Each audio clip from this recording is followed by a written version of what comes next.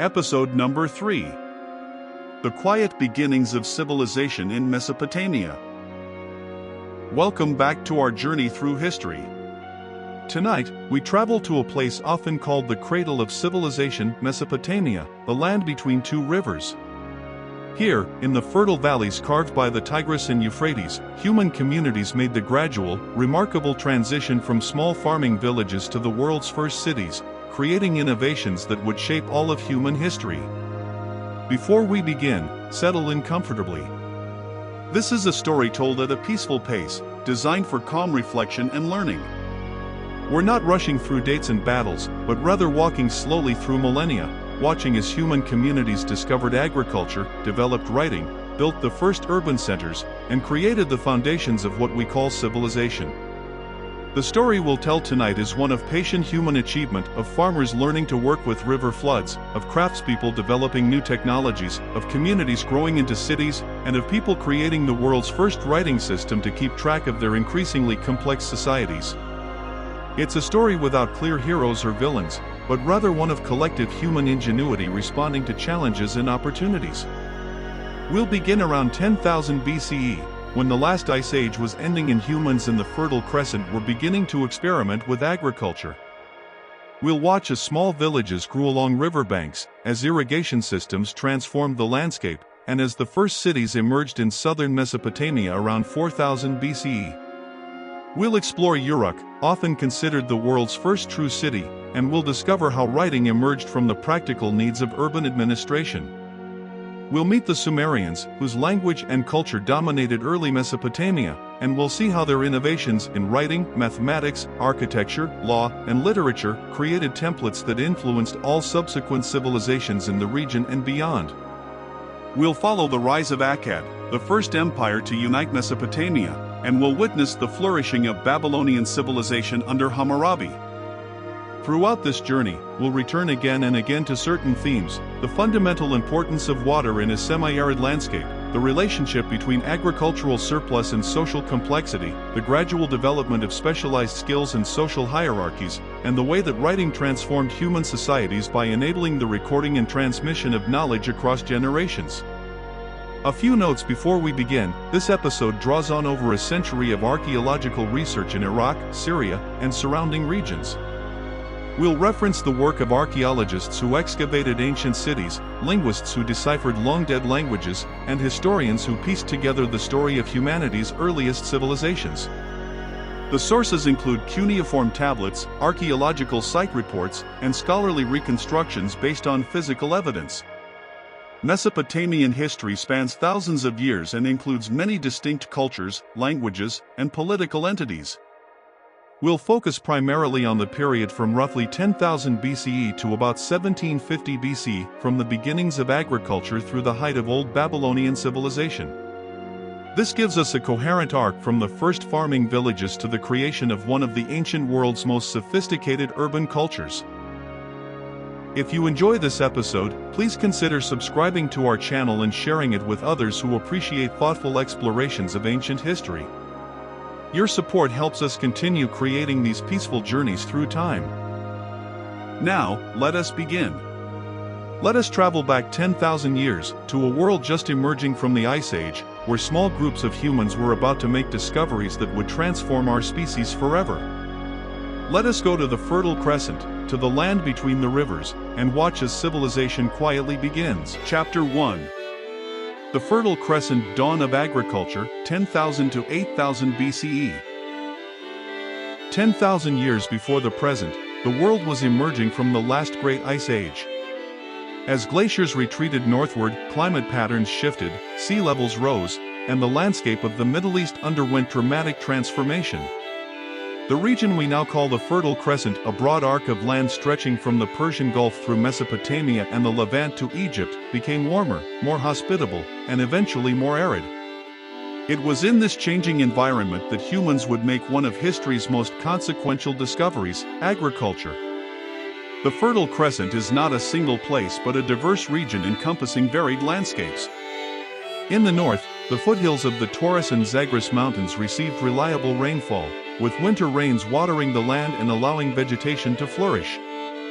These uplands were home to wild ancestors of wheat and barley, the cereal grains that would become the foundation of Middle Eastern agriculture, as well as wild sheep, goats, cattle, and pigs that would be domesticated.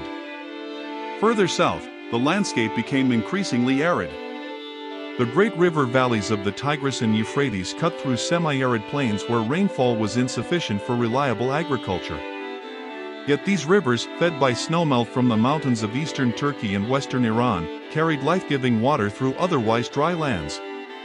The southern plains of Mesopotamia, modern southern Iraq, were particularly arid, receiving less than 200 millimeters of annual rainfall, far below what's needed for farming.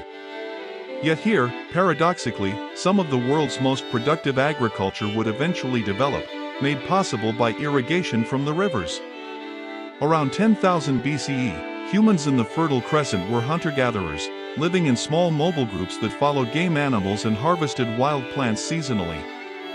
Archaeological evidence from sites like Abu Huraira in Syria shows that these communities had intimate knowledge of their environment. They knew when different plants ripened, where game animals could be found, and how to process wild foods to make them edible and storable. They lived in temporary shelters, moving with the seasons to take advantage of different resources at different times of year. But something was changing in human behavior during this period.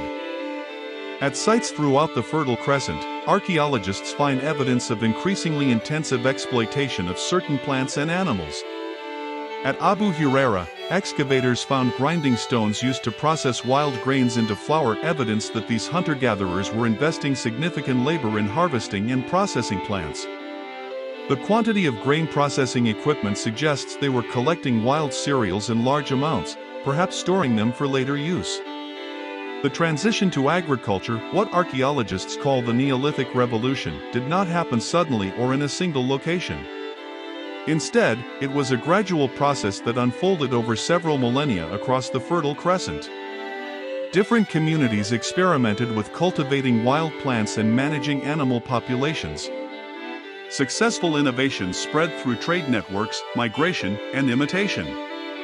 Over generations, these experiments transformed both the plants and animals through selective breeding and cultivation and the human societies that depended on them. The earliest evidence of deliberate plant cultivation comes from sites in the Levant and northern Mesopotamia around 9500 BCE. At Negev Hagdud in the Jordan Valley and Abu Huraira in Syria, archaeologists have found remains of wild barley and wheat showing signs of harvesting and processing. The plants themselves were still wild species, but humans were clearly paying special attention to them, perhaps planting seeds deliberately and protecting productive stands from grazing animals. Toolkits from these sites include distinctive flint blades set in wooden or bone handles, sickles for harvesting grain, and heavy grinding stones for processing the harvested seeds into flour. By 8500 BCE, true domesticated varieties of wheat and barley appear in the archaeological record at sites throughout the northern Fertile Crescent.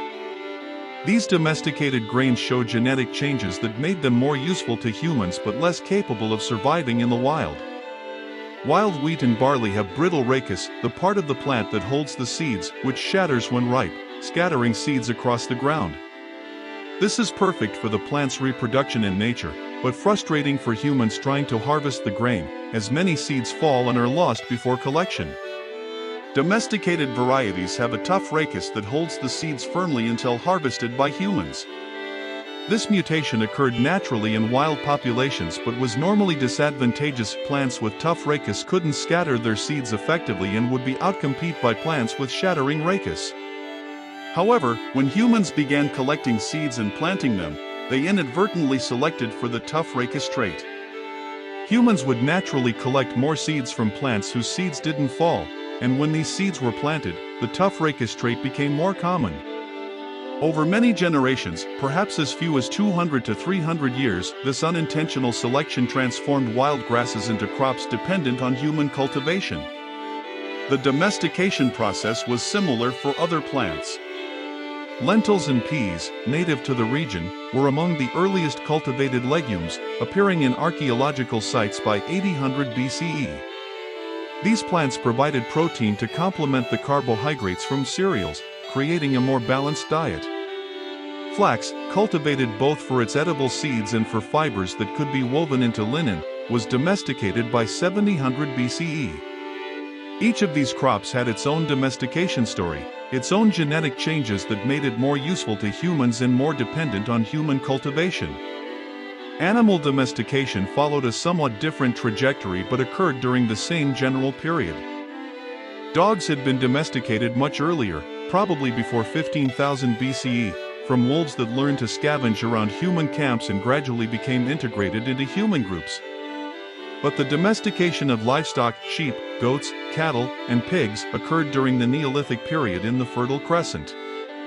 Sheep and goats were probably domesticated first, around 8500 to 800 BCE, in the Zagros Mountains of Iran and Iraq and possibly in southeastern Anatolia. These animals were well suited to the upland environments and relatively easy to manage. Early herders may have begun by protecting wild herds from predators and controlling their movement to keep them near human settlements, gradually developing more intensive management practices.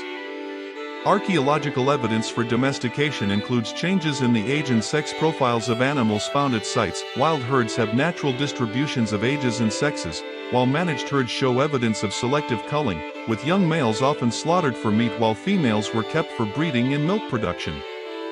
Over generations, selective breeding created animals that were more docile, that produced more wool or milk, and that thrived under human care. Domesticated sheep developed woolly coats quite different from the hair of their wild ancestors, making them valuable for textile production. Goats provided milk, meat, and hair, and thrived on marginal land unsuitable for crops. Cattle and pigs were domesticated somewhat later, around 800 to 700 BCE. Cattle domestication, derived from the now extinct aurochs, a large wild ox, probably occurred in multiple locations across the Fertile Crescent and Anatolia. Cattle were larger and more difficult to manage than sheep and goats, but provided more meat, milk, and eventually draft power for plowing. Pigs, domesticated from wild boar, adapted well to village life, efficiently converting waste and forage into meat. They required less space than cattle and could thrive in forested or marshy areas near settlements. The combination of domesticated plants and animals created new possibilities for human societies. Agriculture and animal husbandry allowed communities to produce more food in a smaller area than hunter-gatherer lifestyles permitted. This enabled population growth and created food surpluses that could support individuals who didn't directly produce food, specialists in crafts, religious activities, trade, or leadership. The seeds of social complexity were planted along with the seeds of wheat and barley. However, agriculture also brought challenges and costs. Farming required more labor than hunting and gathering, particularly during planting and harvest seasons. Fields had to be cleared, plowed, planted, weeded, and protected from birds and animals. Harvest time demanded intensive work to gather, thresh, and store grain before it spoiled or was eaten by pests. Early farmers worked harder and longer than their hunter-gatherer ancestors, trading the relatively leisurely lifestyle of foragers for the grinding routine of agricultural labor. Dependence on a few staple crops made communities vulnerable to crop failures from drought, pests, or plant diseases. A bad harvest year could mean famine. Hunter-gatherers had drawn on diverse food sources and could shift to alternatives if one failed. Farmers had put all their eggs in a few baskets. Settling in permanent villages brought new health challenges, as diseases could spread more easily in dense, settled populations than among mobile hunter-gatherers. The accumulation of waste in villages created sanitation problems. Domestic animals brought new diseases that could jump to humans. Many human diseases originated in domesticated animals. Archaeological evidence shows that early farmers were often less healthy than hunter-gatherers. Skeletal remains from early agricultural communities show more signs of nutritional stress, including enamel hypoplasia, defects in tooth enamel caused by childhood malnutrition, and shorter stature. Dental problems increased dramatically with grain-based diets. The carbohydrates from grain and bread caused more cavities, and the grit from grinding stones worn teeth down. Repetitive strain injuries from grinding grain, carrying water, and other farm labor appear in skeletal remains. Life expectancy may have actually decreased in the early agricultural period compared to earlier hunter-gatherer populations. Why, then, did communities adopt agriculture despite these costs? The answer is complex and probably varied by location and circumstances. In some cases, climate change may have made hunting and gathering less viable. As the Ice Age ended and climates changed, some wild food sources may have become scarcer, pushing communities toward more intensive exploitation of plants that could be cultivated. Population growth may have created pressure to produce more food, which agriculture enabled even at the cost of harder work and poorer health. Once some communities adopted agriculture and grew in population, neighboring groups may have felt pressure to adopt it as well to compete for land and resources. Agricultural communities could sustain larger populations than hunter-gatherers in the same area. The process likely involved both push factors, making the old way of life harder, and pull factors, making agriculture more attractive. And importantly, the transition was gradual. It's not as if one generation consciously decided to give up hunting and gathering for farming. Instead, over many generations, communities gradually relied more on cultivated plants and managed animals and less on wild resources, until eventually they had crossed a threshold and become fully agricultural. By 800 BCE, agricultural communities were scattered throughout the Fertile Crescent. Small villages of a few dozen or few hundred people had appeared, with houses built of sun-dried mud brick, storage pits for grain, and pens for animals. These communities were not yet cities, they were villages where most people still engaged in food production. But they represented a fundamental change in human life. For the first time, humans were living in permanent year-round settlements, investing labor in fields and buildings, and creating surplus food that could be stored. The foundations for further social complexity were being laid. Chapter 2. Early villages, settlement and society, 800 to 6500 BCE. By 800 BCE, the agricultural way of life had taken firm hold in the Fertile Crescent. The period from roughly 800 to 6500 BCE, sometimes called the pre-pottery Neolithic and pottery Neolithic, saw agricultural communities grow in size and complexity, developing new technologies and social forms that would set the stage for the emergence of cities millennia later. The archaeological site of Cradle in central Turkey exemplifies the achievements of this period.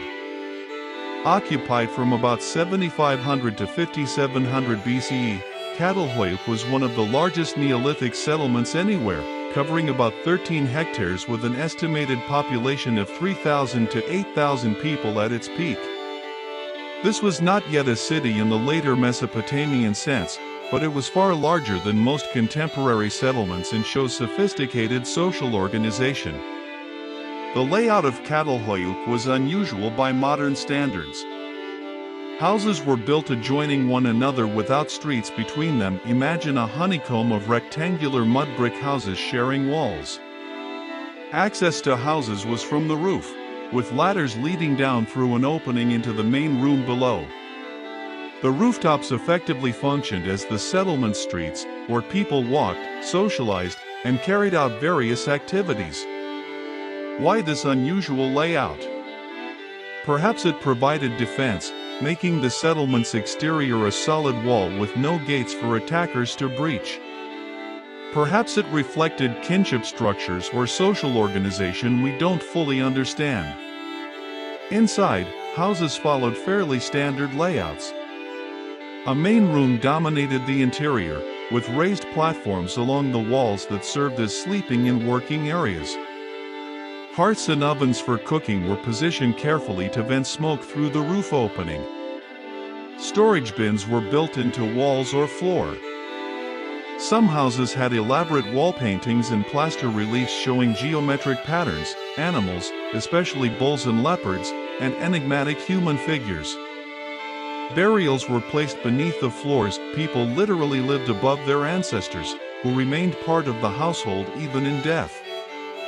The site's excavators have uncovered evidence of craft specialization. Some households appear to have specialized in producing stone tools, others in making beads, others in weaving cloth. While all households engaged in some food production, there was increasing division of labor even in this early period. The presence of imported materials, obsidian from volcanoes in Anatolia, shells from the Mediterranean, demonstrates long-distance trade networks connecting Çatalhöyük to distant regions. Social organization at Çatalhöyük remains debated. Houses were relatively uniform in size, suggesting less inequality than in later urban societies. There's no clear evidence of palaces, temples, or other monumental architecture indicating centralized authority. Some scholars argue that Çatalhöyük was relatively egalitarian, perhaps governed by councils of elders or household heads rather than by chiefs or kings. Others suggest that subtle differences in house size, burial goods, and access to imported materials indicate emerging social hierarchies. Religious beliefs at Çatalhöyük, as at other Neolithic sites, must be reconstructed from material remains since there are no written records. The elaborate decorations in some houses, especially depictions of bulls and predators, suggest religious or ritual significance. Figurines of corpulent female figures, sometimes called mother goddesses by earlier scholars, appear at Çatalhöyük and many other Neolithic sites. Whether these represent deities, ancestors, or simply served as good luck charms remains unclear. The practice of burying dead beneath house floors suggests beliefs about maintaining connections with ancestors. Meanwhile, in the northern Fertile Crescent and Mesopotamian foothills, other agricultural communities were developing along different lines. Sites like Jarmo in Iraqi Kurdistan, occupied around 7000 BCE, show similar transitions to agricultural life. Jarmo was much smaller than Çatalhöyük, probably only a few hundred people, but it demonstrates the spread of farming throughout the region. A crucial technological innovation appeared during this period: pottery. The earliest pottery in the Near East dates to around 7000 BCE. Before pottery, people used containers made of stone, wood, leather, or basketry. These materials work well for many purposes but have limitations. Stone is heavy and can't be heated. Wood and leather are permeable. Basketry is versatile but not watertight. Pottery transformed daily life. Clay vessels could be made in any size or shape, could hold liquids without leaking, could be placed directly on fires for cooking, and could be sealed for storage. The invention of pottery enabled new cooking methods, boiling and stewing, which made some foods more digestible and palatable. It facilitated food storage, allowing grain and other products to be kept safe from pests and moisture. It enabled new economic activities, as pots could be used for fermenting beer, processing milk into cheese, and storing olive oil. The earliest pottery was handmade, shaped by pinching, coiling, and smoothing clay.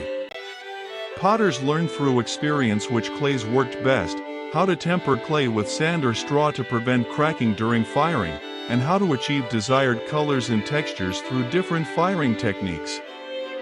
Early pots were often decorated with incised or painted designs, creating distinctive styles that help archaeologists identify different cultures and trace trade networks. Stone tool technology continued to develop. The Neolithic toolkit included a variety of specialized implements: sickle blades for harvesting grain, grinding stones for processing it into flour, axes for clearing land and woodworking, scrapers for working leather, and many others. The production of these tools required skill and knowledge, knowing which stones produced the best tools, how to shape them through controlled flaking, how to haft them in wooden handles. Some individuals likely specialized in stone tool production, trading their products to other community members. Weaving also developed during this period. Spindle whorls, small clay or stone discs used to weight spinning threads, appear in the archaeological record, indicating that people were spinning plant and animal fibers into thread and weaving thread into cloth. Textiles have rarely survived from this early period. Organic materials decompose, but the tools for their production demonstrate that by 700 BCE, people were making woven cloth, probably from flax and wool. Architecture became more sophisticated. Houses grew larger and more complex, with multiple rooms, storage areas, and specialized spaces. Some communities began using mud brick on stone foundations, creating more durable structures. Lime plaster appeared, used to coat walls and floors, creating smooth, white surfaces that were easier to keep clean and that brightened dark interiors. These architectural developments reflect both technological progress and perhaps changing social needs. Larger houses might accommodate extended families, or might indicate wealth differences as some families accumulated more resources. By 6500 BCE, agricultural communities were firmly established throughout the Fertile Crescent. Populations were growing. Technologies were advancing. Social complexity was increasing. Yet all these developments were still occurring in villages, settlements of hundreds or at most a few thousand people, where face-to-face relationships remained the basis of social organization, where most people engaged in food production, and where social hierarchies remained relatively modest. The transformation to urban civilization, to cities with tens of thousands of people, complex institutions, and elaborate hierarchies, would require additional innovations and occur in a specific region, the southern Mesopotamian plain, where the challenges and opportunities of managing irrigation agriculture in an arid environment would drive social development in new directions. Chapter 3. The Ubaid period, southern Mesopotamia awakens, 6500 to 4000 BCE. The Ubaid period, named after the archaeological site of Tel al-Ubaid in southern Iraq where this culture was first identified, represents a crucial but often overlooked phase in Mesopotamian history. During these 2.5 millennia, communities in southern Mesopotamia developed the irrigation agriculture, settlement patterns, and social organizations that would make possible the emergence of the world's first cities. Southern Mesopotamia presented unique challenges and opportunities for early agricultural communities. The region, essentially the alluvial plain built up over millennia by sediments deposited by the Tigris and Euphrates rivers, was flat, extremely fertile, but also extremely arid. Annual rainfall was insufficient for rain-fed agriculture. Summer temperatures soared above 50 degrees Celsius, 122 Fahrenheit. Without access to river water, the land was desert, supporting only scrub vegetation and seasonal grazing. However, the rivers themselves offered tremendous potential. The Tigris and Euphrates, fed by snowmelt from the mountains of eastern Turkey and western Iran, carried enormous quantities of water through the Mesopotamian plain. During spring floods, particularly in April and May when mountain snows melted rapidly, these rivers would overflow their banks, inundating vast areas. The challenge and opportunity was to harness this water for agriculture through irrigation. The earliest Ubaid settlements in southern Mesopotamia, appearing around 6500 BCE, were small villages located along natural river channels and in areas where water could be easily diverted for irrigation. These pioneers brought with them the knowledge of agriculture developed over millennia in the north, but they had to adapt their techniques to the southern environment. Northern farmers relied primarily on rainfall with supplemental irrigation. Southern farmers had to develop irrigation-dependent agriculture, where crops would die without human control of water. Simple irrigation, diverting water from a river channel into nearby fields through small ditches, could be managed by individual families or small groups. A family might dig a channel from a nearby stream to their fields, open the channel when crops needed water, and close it again to prevent overwatering. This worked for small-scale farming near rivers. But as communities grew and sought to cultivate larger areas, more complex systems were needed. Longer canals had to be dug to bring water to distant fields. These main canals then branched into smaller distribution channels to reach individual fields. Levees had to be built to protect settlements and fields from flooding during peak flood season. Drainage systems were needed to prevent salinization, the buildup of salts in the soil that occurs when irrigation water evaporates, leaving salt deposits that eventually make land infertile. These irrigation projects required coordination among many households and communities. Labor had to be organized for digging and maintaining canals, a task that had to be repeated regularly, as canals filled with silt, levees eroded, and waterworks needed repairs. Rules had to be established for distributing water fairly, especially during periods of scarcity when there wasn't enough water for everyone. What happens when upstream users take more than their share?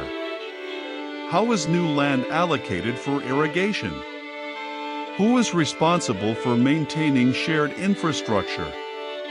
Disputes had to be resolved when canals needed to cross between territories controlled by different groups, or when flooding or drought created conflicts over scarce water. The necessities of irrigation agriculture likely encouraged the development of more complex social organizations with recognized leaders, shared rules, and mechanisms for collective decision-making. Someone had to coordinate canal maintenance, adjudicate water disputes, and organize defense of irrigation systems from raids by pastoral groups. Archaeological evidence from Ubaid period sites shows gradually increasing social complexity. Early Ubaid settlements were small, with houses of fairly uniform size suggesting relatively egalitarian societies. Family compounds consisted of several rectangular rooms arranged around a central courtyard. Construction was primarily mud brick with reed mat roofs. The similarity in house size and contents across most households suggests that wealth differences were modest. But by the late Ubaid period, around 4500 to 4000 BCE, there's clear evidence of social differentiation. Some houses are significantly larger than others, multi-roomed compounds with specialized spaces, storage areas, and sometimes evidence of craft production. These larger houses suggest that some families had accumulated more wealth or status than others. Were these the homes of successful farmers who controlled more land? Of merchants who profited from trade? Of early leaders who extracted tribute or controlled water distribution? Burial practices show similar variation. While most Ubaid burials are simple bodies placed in the ground with a few personal items, some graves contain significantly more goods: fine pottery, jewelry made from imported materials like carnelian or lapis lazuli, copper tools, or weapons. These richer burials suggest that some individuals or families had higher status and greater access to valuable goods. The late Ubaid period also sees the appearance of public buildings that clearly served purposes beyond individual household needs. At Eridu, considered by later Mesopotamian tradition to be the oldest city and the first to receive kingship from the gods, archaeologists have uncovered a remarkable sequence of temples dating back to the Ubaid period.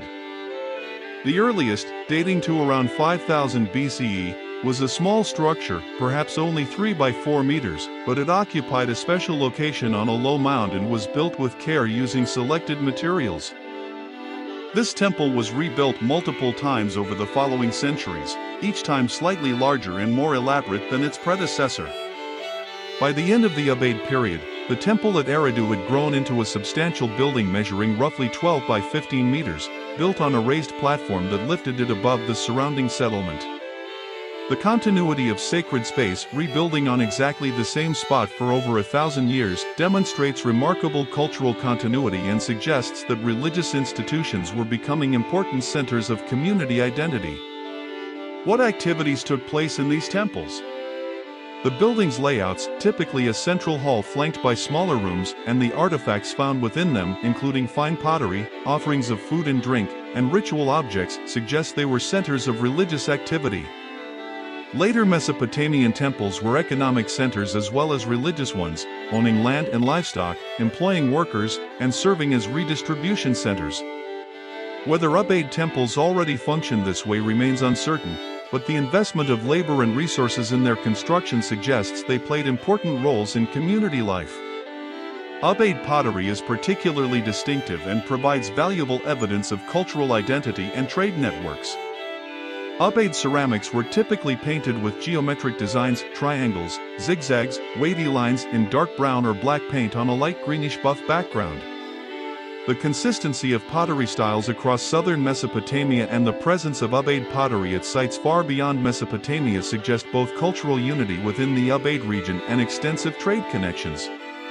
Ubaid-style pottery has been found as far away as the Arabian Gulf Coast, suggesting that Ubaid communities were engaged in maritime trade from an early period. What were they trading?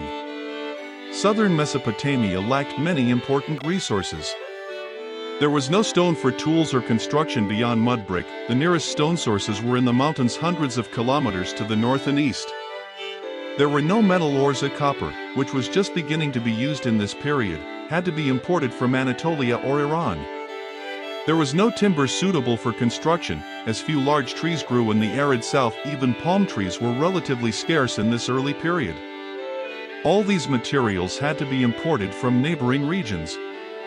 Southern Mesopotamia's great resource was agricultural productivity. The fertile soil, when properly irrigated, could produce surplus grain far beyond local needs. A farmer in northern Mesopotamia, dependent on rainfall, might harvest enough to feed their family with modest surplus for trade or storage. A farmer in southern Mesopotamia, with good irrigation, might produce several times what their family needed. This surplus could be traded for the resources the south lacked. The pattern established in the Ubaid period, exporting agricultural products and importing raw materials, would characterize Mesopotamian economy throughout ancient times. The organizational requirements of irrigation, construction of public buildings, management of agricultural surpluses for trade, and coordination of long-distance exchange likely encouraged the development of administrative systems. Someone had to coordinate labor for canal maintenance. Someone had to organize the collection and storage of surplus grain for trade. Someone had to maintain relationships with distant trading partners. Someone had to mediate disputes over water, land, or trade. These administrative needs were probably met initially through existing social structures, perhaps councils of elders representing major families, kinship networks that organized extended families into cooperative units, or early religious institutions centered on temples. But the scale and complexity of these tasks was growing, creating pressures that would eventually lead to more formal political hierarchies and, ultimately, to kingship. The Ubaid period also saw demographic growth. The population of southern Mesopotamia increased significantly, with new settlements founded throughout the region. By the end of the Ubaid period, the landscape was dotted with villages and small towns connected by irrigation canals and trade routes. The largest settlements may have had populations in the low thousands, substantial for the time, though still far from the tens of thousands who would inhabit later Sumerian cities. By the end of the Ubaid period, around 4000 BCE, southern Mesopotamia had been transformed from an uninhabited desert plain to a landscape dotted with farming settlements connected by irrigation canals and trade networks. The social and technological foundations for urban civilization had been established: productive agriculture, organized communities, public institutions, long-distance trade, and administrative systems. What followed would be even more remarkable: the emergence of the world's first true cities during the Uruk period. Chapter 4. The Uruk Revolution, birth of the city, 4000 to 3100 BCE.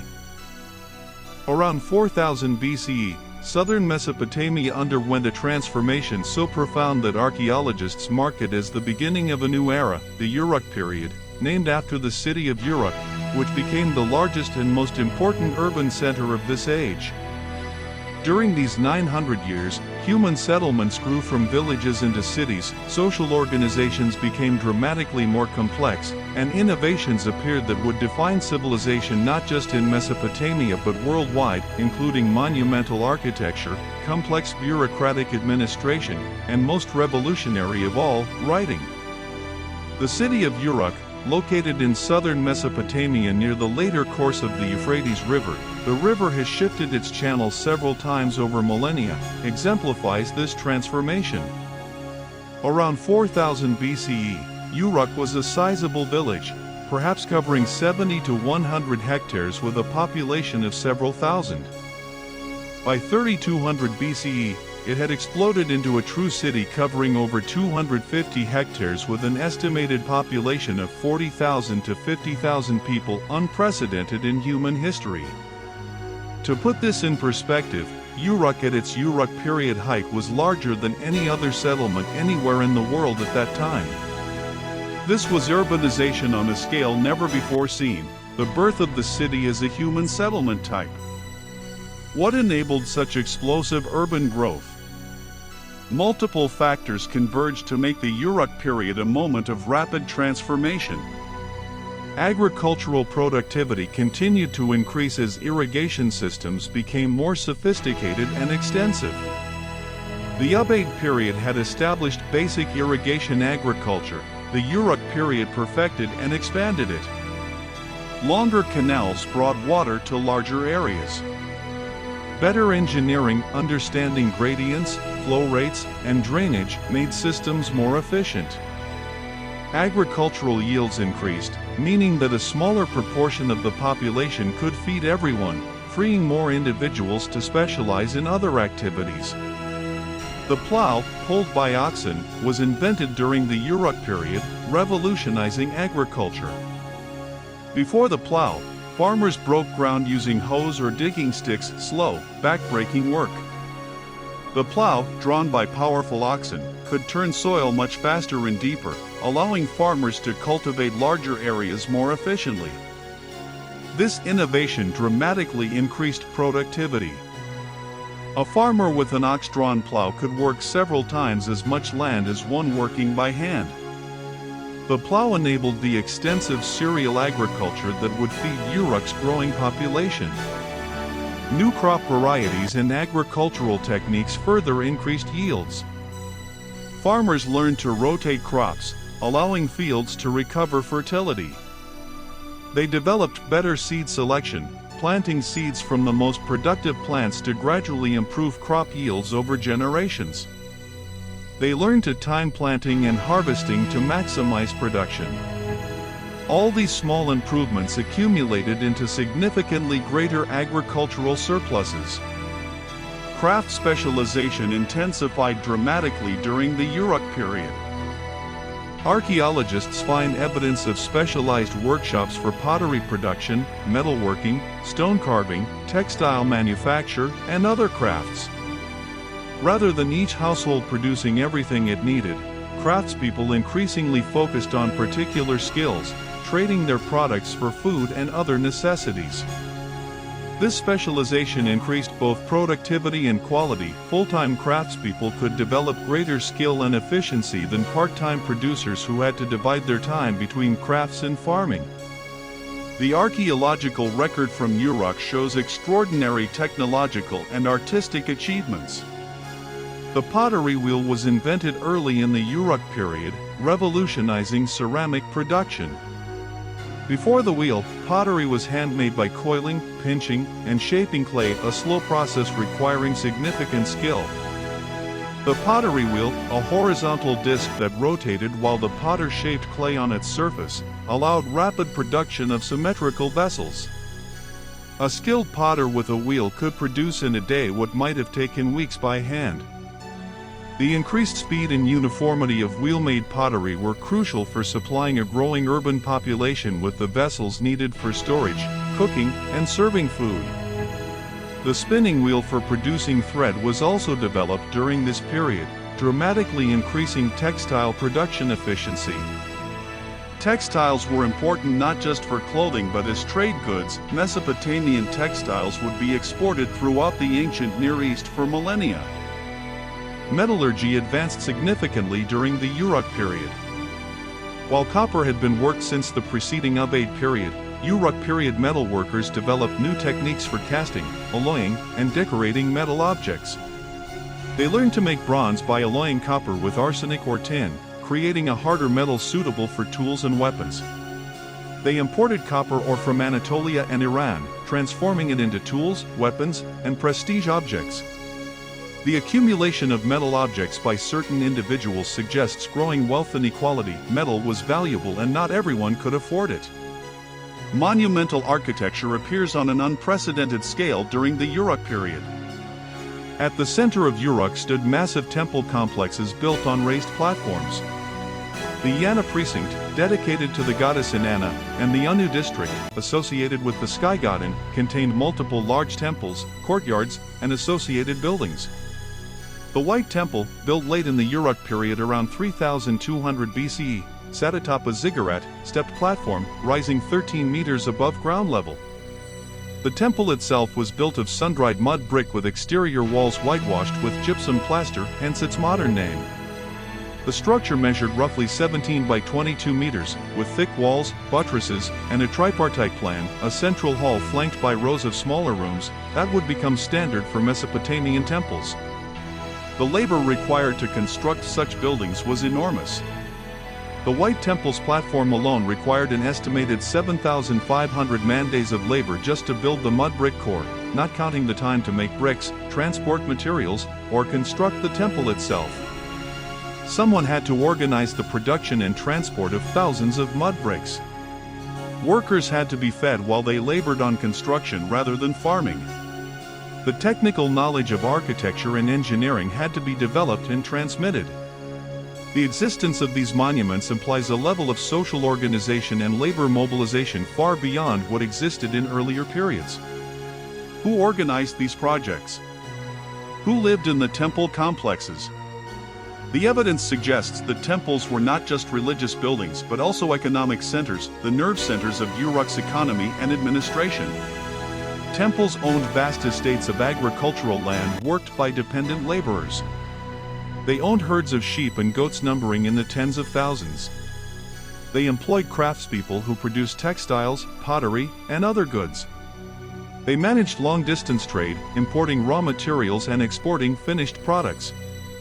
Archaeological finds from temple precincts include thousands of clay tablets recording economic transactions, distributions of rations to workers, receipts of goods delivered to the temple, inventories of stored products, records of field yields and herd sizes.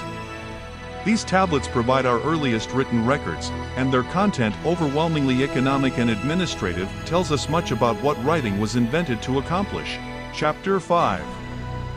The invention of writing, recording the world, 3300 to 3000 BCE. One of the Uruk period's most significant innovations was writing. The earliest writing system, called proto-cuneiform, emerged in Uruk around 3300 BCE. These earliest written documents are clay tablets impressed with marks made by a reed stylus. They are not literature, poetry, or history, but rather administrative records, lists of goods, receipts, and accounts. Yet this humble beginning would transform human civilization by enabling the recording of information outside of human memory and the transmission of information across time and space without face-to-face communication. The development of writing was driven by practical necessity. As institutions, whether temples, palaces, or large households, became more complex, with hundreds or thousands of dependents and large volumes of goods flowing in and out, human memory became insufficient for tracking everything.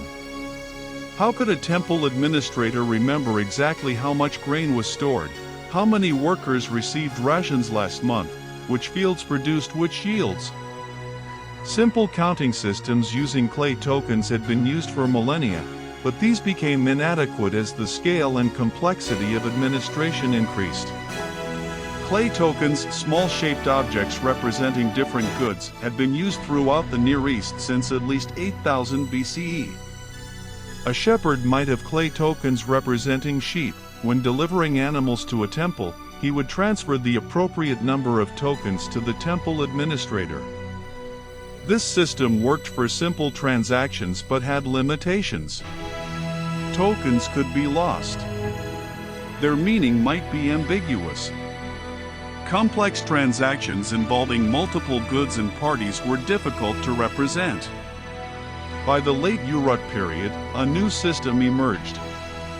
Instead of using physical tokens, administrators began making impressions in clay representing those tokens. A tablet might have impressions of circular and conical shapes representing different quantities, large circles for larger units, small circles for smaller units. This system evolved into the earliest true writing around 3300 BCE, when signs representing not just quantities but specific goods were added to tablets.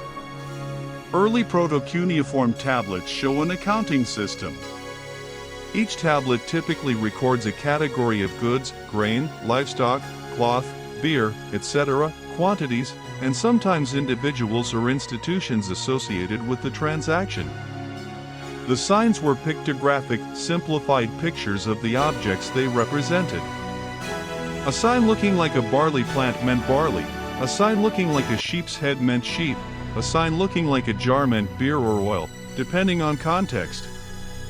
Numbers were represented by impressed circles and semicircles indicating different magnitudes. A large circular impression meant 10, a small circular impression meant 1, a large semicircular impression meant 60, the beginning of the sexagesimal, or base 60, system that would characterize Mesopotamian mathematics.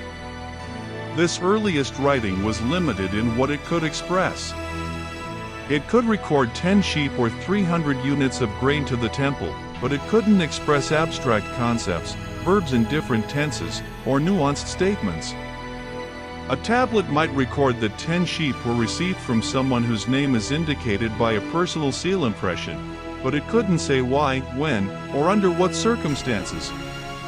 The system was essentially an elaborate accounting notation, not a full representation of language. Over the following centuries, the system evolved rapidly. Signs became more abstract, no longer looking like pictures of objects but rather consisting of combinations of wedge-shaped marks made by pressing a reed stylus into soft clay at different angles, hence cuneiform, from Latin cuneus meaning wedge. The system developed phonetic elements, with signs representing sounds rather than just meanings. This crucial innovation enabled writing to represent actual language rather than just recording transactions. By around 2600 BCE, cuneiform had evolved into a writing system capable of expressing the Sumerian language in all its complexity, verbs in different tenses, grammatical particles, abstract concepts, proper names, and everything else that spoken language could convey. But at the moment of writing's invention around 3300 BCE, it was still in its infancy, a tool for accounting and administration rather than literature or communication. Who invented writing? We don't know the individual or even whether it was a single invention or gradual development by multiple people. The archaeological evidence suggests it emerged in Uruk and other southern Mesopotamian cities roughly simultaneously, probably developing from simpler accounting systems that had been used for centuries or millennia. What we can say is that writing emerged in an urban context, developed by and for administrators managing complex institutions. The earliest tablets come from temple complexes, suggesting that religious institutions played a key role in writing's development. But why would temples need such elaborate record-keeping? The answer lies in understanding temples as economic institutions. A large temple in the late Uruk period might own tens of thousands of hectares of land, employ thousands of workers, own enormous herds of livestock, and engage in extensive trade. Managing such enterprises required tracking vast amounts of information, field assignments, crop yields, rations distributed to workers, goods received and expended, obligations owed and fulfilled. A temple administrator needed to know which workers received rations this month and how much. How much grain is in storage? Which fields need to be harvested next? What goods are owed to traders? Without writing, this information had to be remembered or tracked through physical tokens, manageable for small operations but increasingly unwieldy as scale increased. Writing made it possible to externalize memory, to create permanent records that could be consulted, updated, and preserved. The social implications of writing were profound. Writing created a new class of specialists, scribes. Learning to read and write cuneiform was difficult, requiring years of training. Scribes had to memorize hundreds of signs, learn complex conventions for representing numbers and goods, and develop the manual dexterity to inscribe clear marks in clay. Scribal education began in childhood and continued for years. Those who mastered writing gained access to positions in temple and palace administration, becoming essential to the functioning of complex institutions.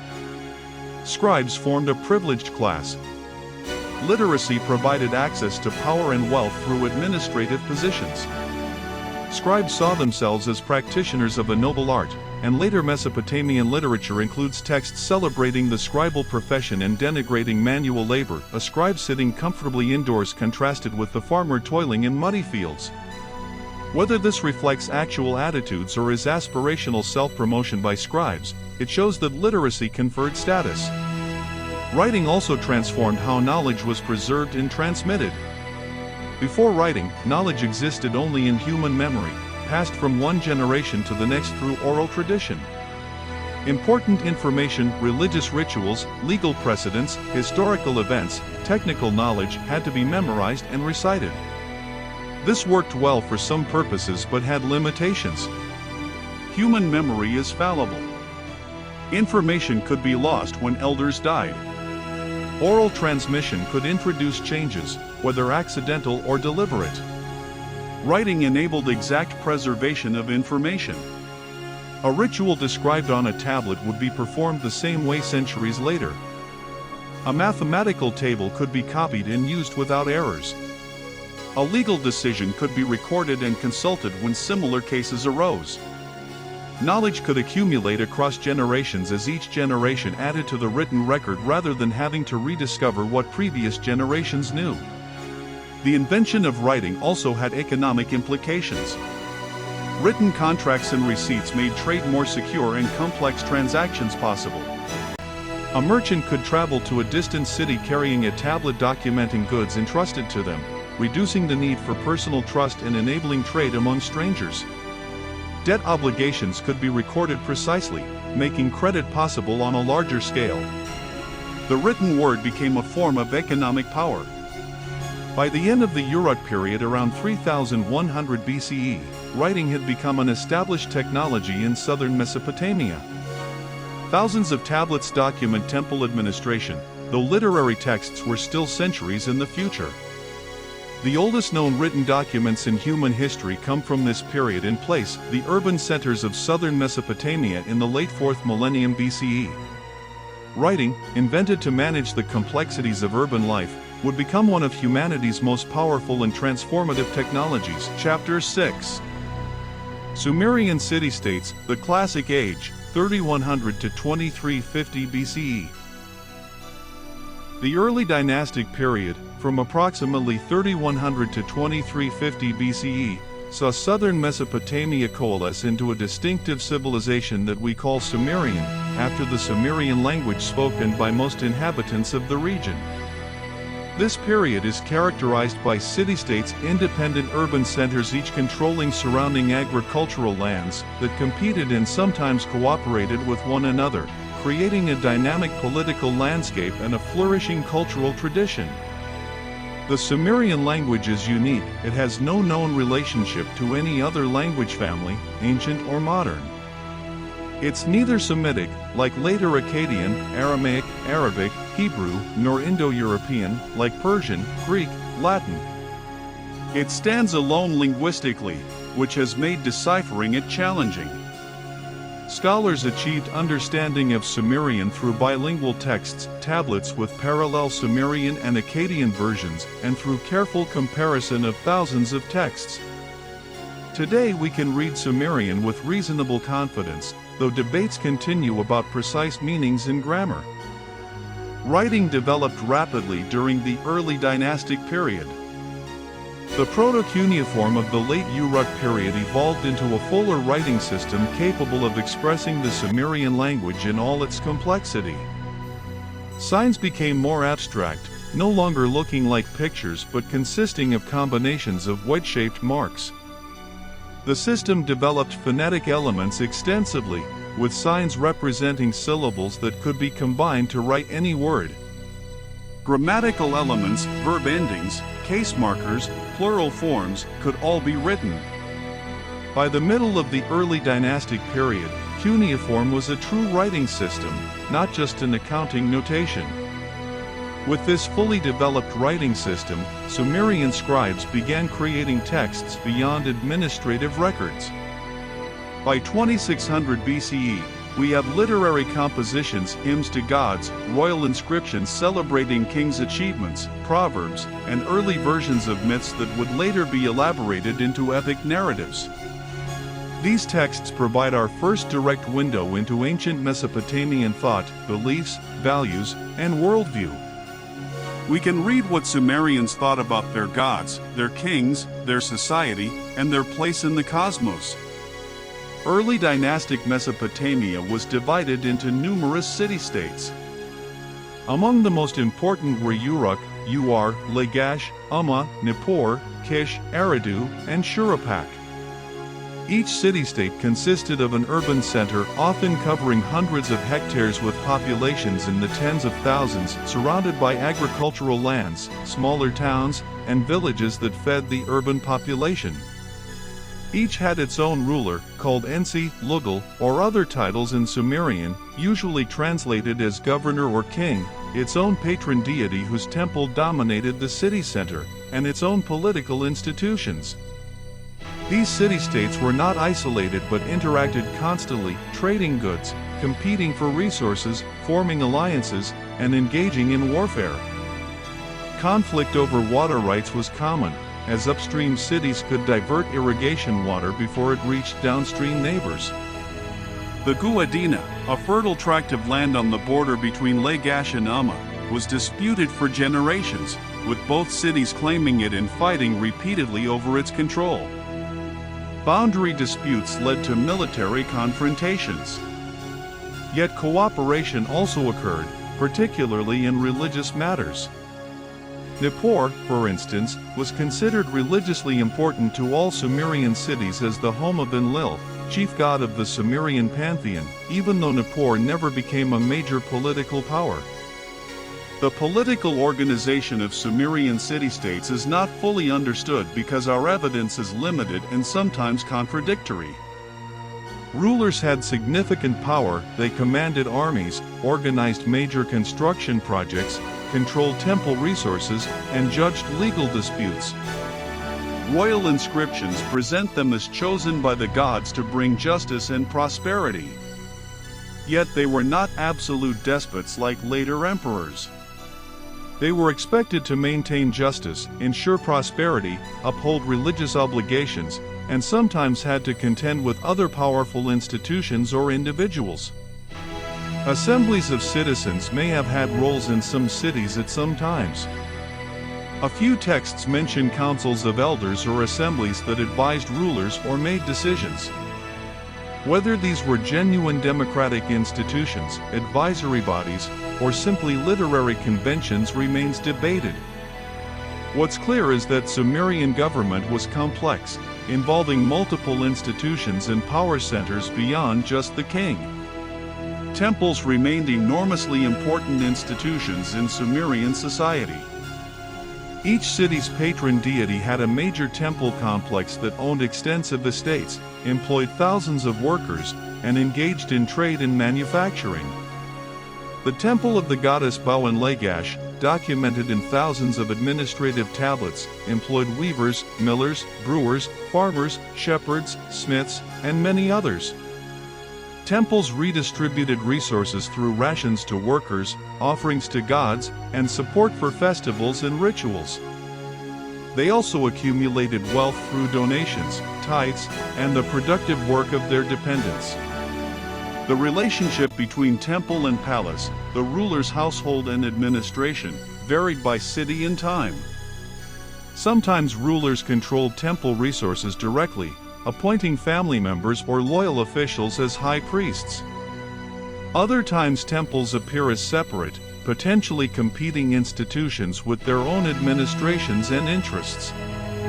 Royal inscriptions sometimes describe building or restoring temples as acts of piety. Whether this represents genuine religious devotion, political calculation to gain legitimacy, or both remains uncertain. Sumerian society was highly stratified with clear social hierarchies visible in laws, texts, and archaeological remains. At the top were rulers and their families, along with high-ranking priests, military officials, and wealthy landowners. These elites lived in large houses, owned extensive property, and were buried with valuable grave goods including jewelry, weapons, and imported luxury items. Below them were free citizens, farmers who owned their own land, independent craftspeople, merchants, and lower-level scribes and administrators. These people had legal rights, could own property, marry freely, and bring lawsuits. They formed the backbone of Sumerian economy and society. Their lives were more modest than elites, but they weren't destitute. Archaeological evidence shows reasonably comfortable houses, varied diets, and participation in trade and craftwork. At the bottom were dependent laborers and slaves. Temple and palace workers received rations rather than owning land or earning wages, measured amounts of grain, oil, wool, and other necessities calculated according to age, gender, and work category. These workers had limited freedom, being assigned tasks and locations by administrators. Slaves captured in war or sold into slavery for debt had even less autonomy. While Sumerian slavery was not as systematized or harsh as classical Greek or Roman slavery, enslaved people were property with few rights. Chapter 7. Sumerian Achievements, Culture and Knowledge, 2900 to 2350 BCE. The Sumerians' contributions to human civilization extended far beyond politics and economics into culture, religion, science, and literature, creating foundations that would influence all subsequent Mesopotamian cultures and, through them, the broader ancient world. Sumerian religious beliefs, as expressed in myths, hymns, and rituals, were complex and sophisticated. The Sumerians conceived of a pantheon of anthropomorphic gods, each with specific domains, personalities, and cult centers. These gods were powerful but not omnipotent, subject to fate and sometimes conflicting with each other, much like the Greek gods who would come later. And the sky god was the titular head of the pantheon but played a limited active role in myths. Enlil, god of wind and storms, was the executive leader of the gods, whose temple at Nippur made that city religiously important across Mesopotamia. Enlil's word was final among the gods. When he decreed something, it came to pass. Yet Enlil could also be violent and destructive. His storms could devastate crops, and some myths portray him as harsh toward humans. Enki, also called Ea, god of fresh water and wisdom, was associated with the subterranean sweet waters that fed springs and wells. He was the patron of magic, crafts, and human ingenuity. In many myths, Enki is portrayed as clever and friendly to humans, sometimes protecting them from other gods' wrath. He taught humans agriculture, writing, and other civilized arts. Inanna, goddess of love and war, was Uruk's patron deity and featured prominently in Sumerian literature as a complex, even capricious figure. She embodied both nurturing fertility and destructive violence. She could bestow love or inflict war, ensure good harvests or bring famine. Her most famous myth describes her descent to the underworld, death, and resurrection, a story that would influence later mythology throughout the ancient Near East. Sumerian cosmology explained the world's creation and structure. In the beginning, there was only primordial water. From this emerged the first gods, who created the world by separating heaven from earth, establishing the cosmic order. Humans were created by the gods to serve them, to work the land, maintain temples, and provide offerings. This service was not seen as purely exploitative but as a reciprocal relationship. Humans served gods, and in return gods provided order, prosperity, and protection from chaos. Death, in Sumerian belief, led to the underworld, a dark, dusty realm beneath the earth where the dead existed as pale shadows of their former selves, eating clay and dust. This was not a place of punishment or reward based on moral behavior, but simply the destination of all humans regardless of how they lived. The underworld was ruled by the goddess Ereshkigal and her consort Nergal. The afterlife was not particularly appealing in Sumerian thought, which emphasized making the most of earthly life rather than hoping for reward after death. The Epic of Gilgamesh, humanity's oldest epic poem, expresses this worldview powerfully. The story, which had Sumerian origins in the early dynastic period though it would be fully elaborated later, tells of Gilgamesh, legendary king of Uruk, and his companion Enkidu. After Enkidu dies, Gilgamesh seeks immortality, traveling to the ends of the earth to find the secret of eternal life. He eventually meets Utnapishtim, the Mesopotamian Noah who survived a great flood and was granted immortality by the gods. But Utnapishtim tells Gilgamesh that immortality is not for humans, death is humanity's fate. Gilgamesh's quest fails, and he must accept human mortality. The poem's message, humans are mortal, death is inevitable, so we should make the most of life, build things that last, and find meaning in our finite existence. Sumerian contributions to mathematics were fundamental and lasting. The Sumerians developed a base 60, sexagesimal, number system whose influence persists today in our division of hours into 60 minutes and minutes into 60 seconds, in the 360 degrees of a circle, 6 by 60, and in the division of circles into angular measurements. Why base 60? Scholars debate this. 60 has many factors: 1, 2, 3, 4, 5, 6, 10, 12, 15, 20, 30, 60, making calculations involving fractions easier. Whatever the reason, the system worked well for Mesopotamian mathematics.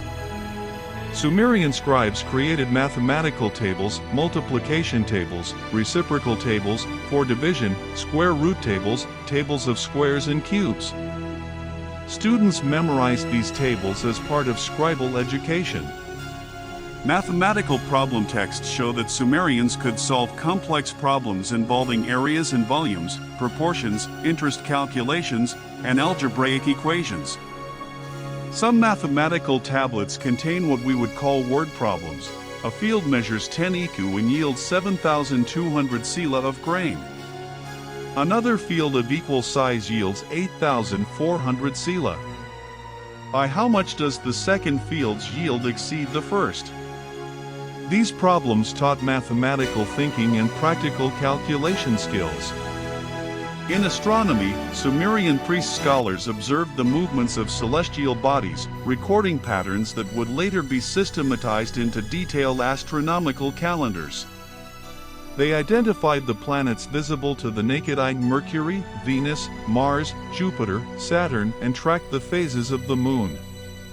The Sumerian calendar was lunar, based on moon cycles, with months beginning at new moons. Since 12 lunar months fall short of a solar year by about 11 days, intercalary months were periodically inserted to keep the calendar aligned with seasons. This lunisolar calendar, developed in Sumerian times, would be used throughout Mesopotamian history.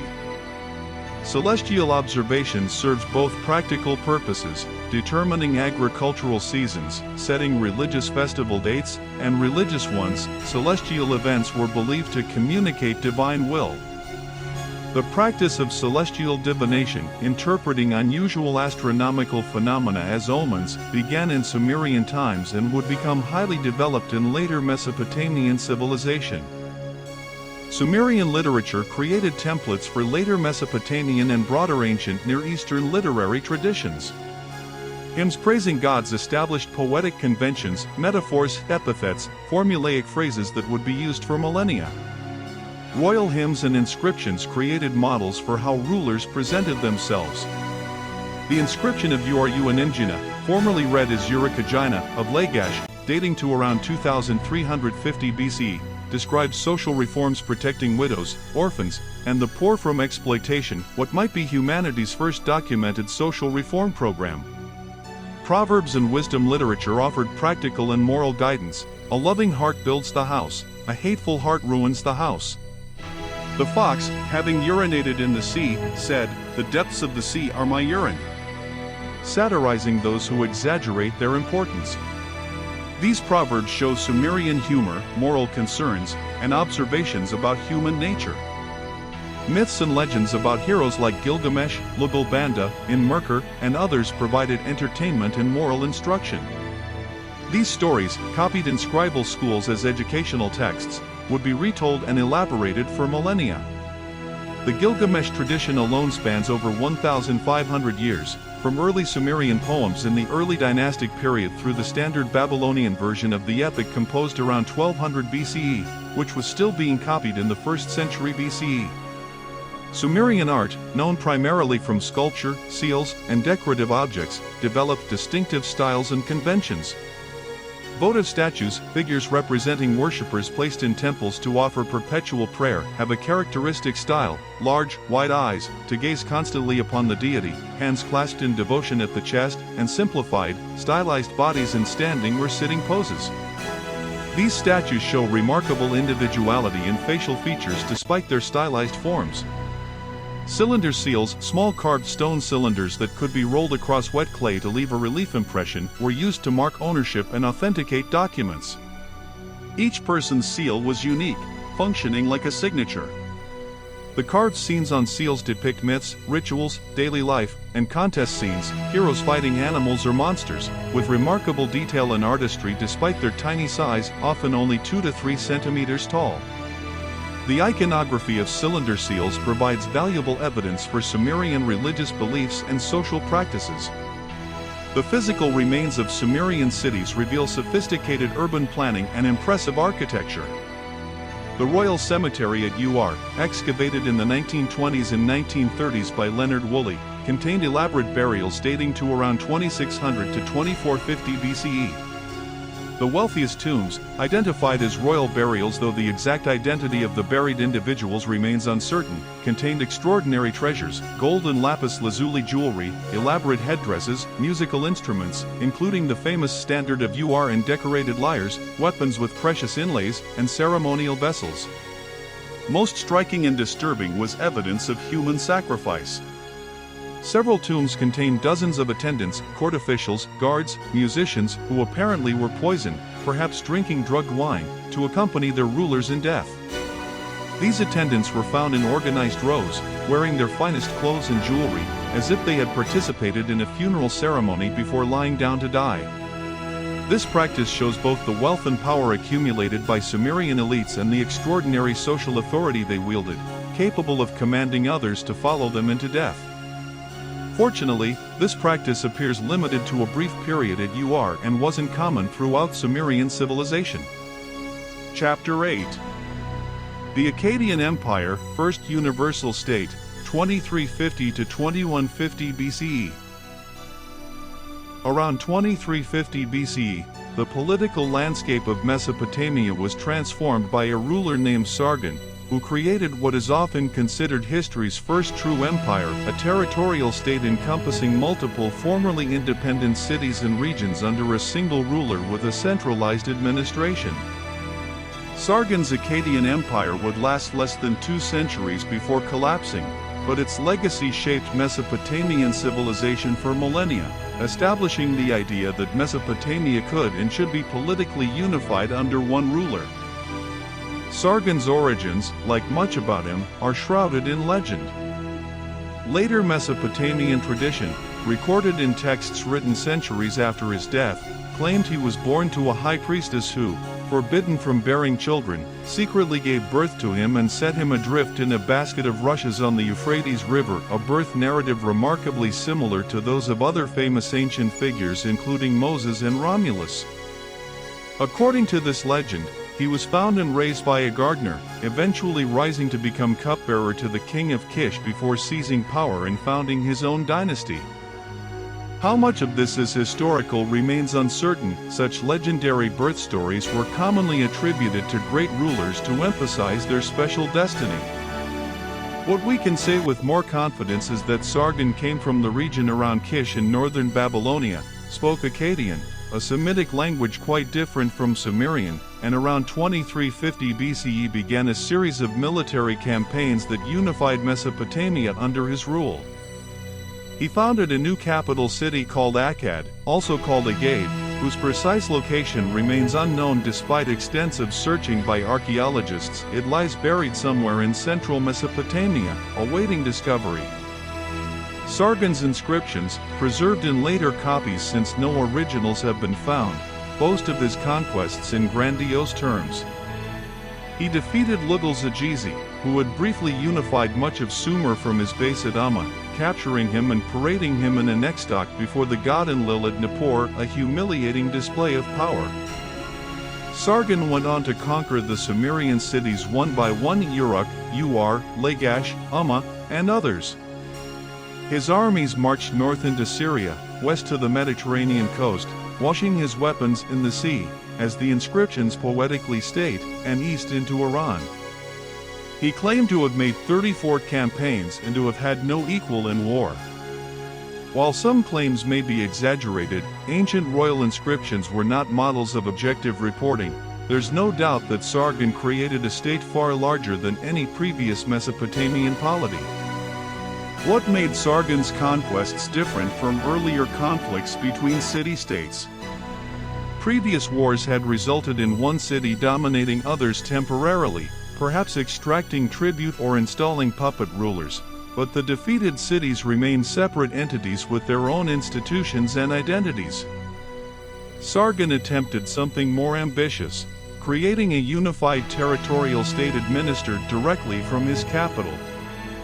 He appointed his own officials, often members of his family or trusted associates from his Akkadian homeland, as governors of conquered cities, replacing local ruling dynasties. He stationed garrisons in strategic locations to enforce Akkadian rule. He attempted to create an empire in the true sense, not just a hegemon dominating tributaries, but an integrated state with centralized administration. The Akkadian language became the language of administration throughout the empire, though Sumerian continued to be used for religious and literary purposes and remained the spoken language of southern cities. This linguistic shift had profound implications. Akkadian, a Semitic language related to later Hebrew, Arabic, and Aramaic, was quite different from Sumerian in structure, vocabulary, and grammar. The adoption of cuneiform writing, invented for Sumerian to write Akkadian, required adaptations, as the two languages had different sounds, grammatical structures, and ways of forming words. Yet this adaptation succeeded brilliantly, and Akkadian written in cuneiform would remain the lingua franca of the ancient Near East for nearly 2,000 years. Kings in Anatolia, Syria, Egypt, and elsewhere would use Akkadian for diplomatic correspondence centuries after the Akkadian Empire fell. The adaptation of cuneiform to write Akkadian was one of history's successful examples of a writing system crossing language barriers. Sargon was succeeded by his sons Rimush and Manishtushu, both of whom faced rebellions and had to reconquer territories their father had subjugated. The inscriptions describe brutal suppression of revolts, with thousands killed and cities destroyed. The difficulty in maintaining control suggests that Sargon's rapid conquests had not created stable administrative structures that conquered peoples accepted. Cities that had been independent for centuries resented Akkadian rule and rebelled when opportunities arose. The empire reached its greatest extent and stability under Sargon's grandson Naram-Sin, who ruled for about 37 years around 2250 BCE. Naram-Sin went further than his predecessors in asserting royal authority, taking the unprecedented step of declaring himself a god. His royal inscriptions refer to him as the god of Akkad, and he had his name written with the divine determinative, a cuneiform sign indicating divinity, normally reserved for gods. He commissioned a famous victory stele, now in the Louvre, showing himself wearing the horned helmet of divinity, trampling enemies underfoot while his soldiers climb a mountain, a powerful image of royal might and divine authority. Naram-Sin's inscriptions describe campaigns to the edges of the known world, to the cedar forest, Lebanon, in the west, to the Silver Mountains, Taurus Range in Anatolia, in the north, and to the Lapis Lazuli Mountains, the Badakhshan region in modern Afghanistan, in the east. Whether his armies actually reached all these distant places or whether these were poetic exaggerations remains debated. What's clear is that Akkadian trade networks extended far beyond Mesopotamia proper, bringing in luxury materials from across the ancient Near East. Lapis lazuli from Afghanistan, carnelian from India, copper from Oman, tin from Central Asia, cedar from Lebanon, all these materials reached Akkadian cities through extensive trade networks. The administrative structure of the Akkadian Empire, as revealed by thousands of tablets from sites throughout Mesopotamia, shows a centralized bureaucracy attempting to control vast territories. Royal governors administered provinces, reporting to the king. Land surveys determined taxable agricultural production. Standardized weights and measures facilitated trade and tax collection across the empire. Scribes recorded everything in meticulous detail: rations distributed to workers, animals in royal herds, grain stored in warehouses, military expeditions, diplomatic contacts. This bureaucratic apparatus required many literate administrators. Scribal schools trained young men in cuneiform writing, Sumerian and Akkadian languages, mathematics, and other skills needed for administration. Scribes memorized standard formulas for contracts, letters, and administrative documents. They learned to calculate areas, volumes, and interest rates. They studied Sumerian literature even when their native language was Akkadian, as Sumerian remained the language of learning and high culture. These scribes formed an educated class that maintained knowledge and administrative continuity even as dynasties rose and fell. Yet the Akkadian Empire, for all its power and achievements, was fragile. Around 2200 to 2150 BCE, it collapsed rapidly and dramatically. The causes of collapse remain debated by historians, and multiple factors likely contributed. Climate change may have played a role. Paleoclimatic evidence suggests a severe drought around this time, possibly the worst in millennia. Sediment cores from the Gulf of Oman show a sudden increase in dust, indicating aridification. Archaeological surveys in northern Syria show abandonment of many sites around 2200 BCE, suggesting that agricultural communities could no longer sustain themselves. If such a drought occurred, its effects on Mesopotamia would have been catastrophic. Agriculture depended on irrigation fed by rivers, but rivers themselves depended on snowpack in the mountains. A prolonged drought could reduce river flow, making irrigation impossible and leading to famine. The Curse of Akkad, a later Sumerian literary text, describes the empire's fall as divine punishment, with Enlil bringing famine and invaders to destroy Akkad. While this is myth rather than history, it may preserve memories of environmental collapse. Invasions by the Gutians, a people from the Zagros Mountains, are mentioned in later texts as contributing to Akkad's fall. Whether the Gutians caused the empire's collapse or simply moved into a power vacuum is unclear. Internal rebellions and administrative breakdown may have weakened the empire from within. The very centralization that made the state powerful also made it vulnerable if the center failed. Whatever the specific causes, by 2150 BCE the Akkadian Empire was finished. Akkad itself was apparently destroyed and abandoned, hence its archaeological invisibility, as later peoples didn't even know where it had been. Mesopotamia fragmented once again into independent city-states. Yet the memory of the Akkadian Empire persisted powerfully. Later Mesopotamian rulers would look back to Sargon and Naram-Sin as models of kingship and military glory, as founder figures who had shown that all Mesopotamia could be united under one ruler. The idea of empire, of a universal state unifying diverse peoples, had been planted and would be pursued again and again by later Mesopotamian dynasties. Chapter 9. UR3 in Old Babylonian periods, consolidation and refinement, 2100 to 1600 BCE. After the collapse of the Akkadian Empire and a period of political fragmentation, a new dynasty emerged around 2100 BCE that would create the last great flowering of Sumerian culture and the most elaborate bureaucratic state the ancient world had yet seen. This period, known as the Ur-3 dynasty, named for the third dynasty of Ur, saw the reunification of Mesopotamia, the creation of an extraordinarily detailed administrative system, and a conscious revival of Sumerian cultural traditions. The founder of this dynasty was Ur-Nammu, who around 2100 BCE expelled the Gutians from Mesopotamia, unified the southern cities, and established his capital at Ur.